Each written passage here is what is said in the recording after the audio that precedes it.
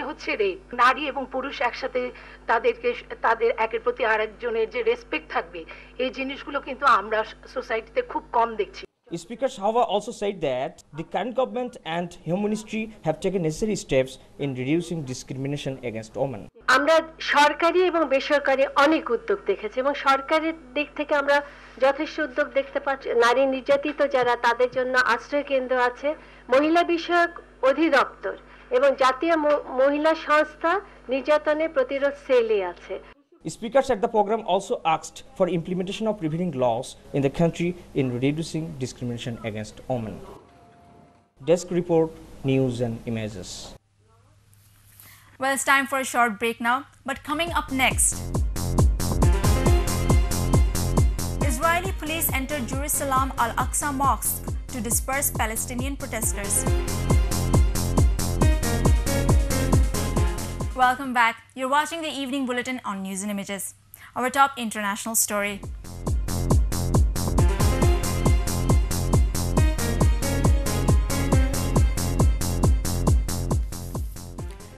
At least 3 people have been killed and 8 injured in the holy city of Najaf after a car bomb exploded a day before Iraq's parliamentary polls.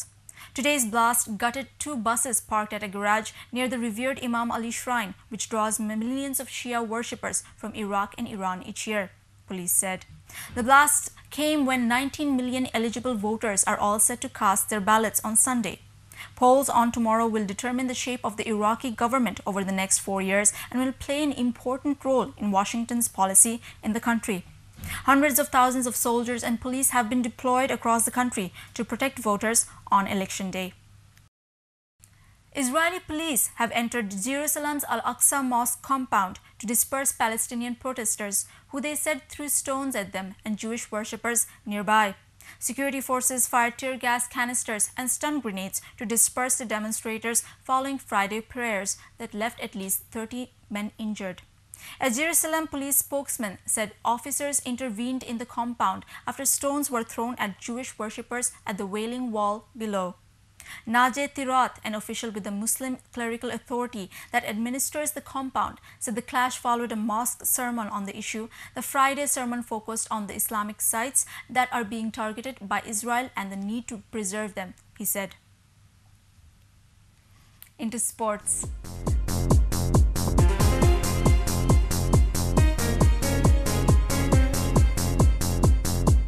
Australia returned to winning ways as they enjoyed a tight 12-run win on the Duckworth-Lewis method against New Zealand.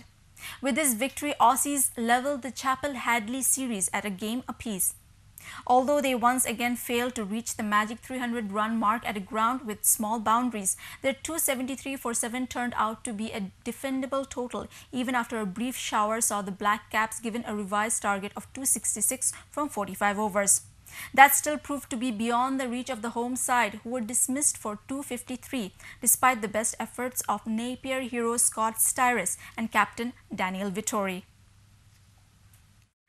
Into weather.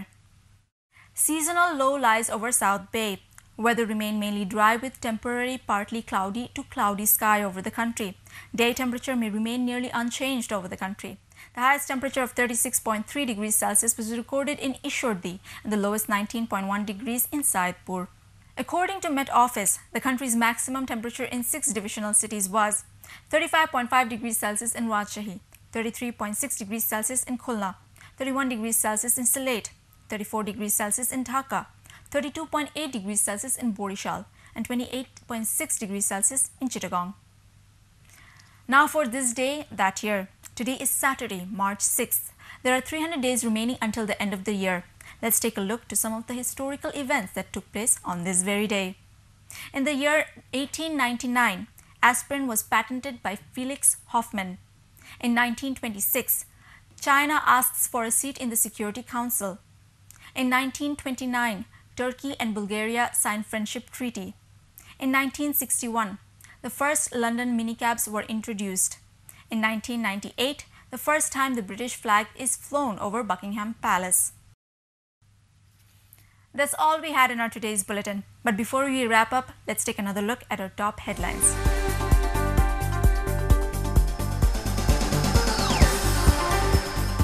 Health service to reach at countrymen's doorsteps, vows Prime Minister Sheikh Hasina.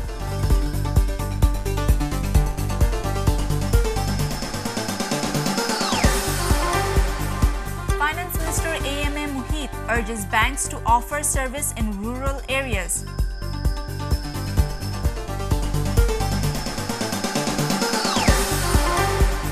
As HSC examination nears, frequent power cut hinders the preparation of the students. Parents demand solution.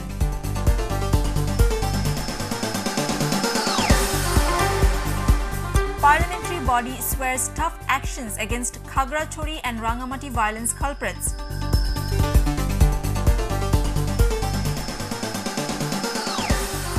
And as Iraqis head for Sunday's polls, 3 more die in bomb explosions in the holy city of Najaf.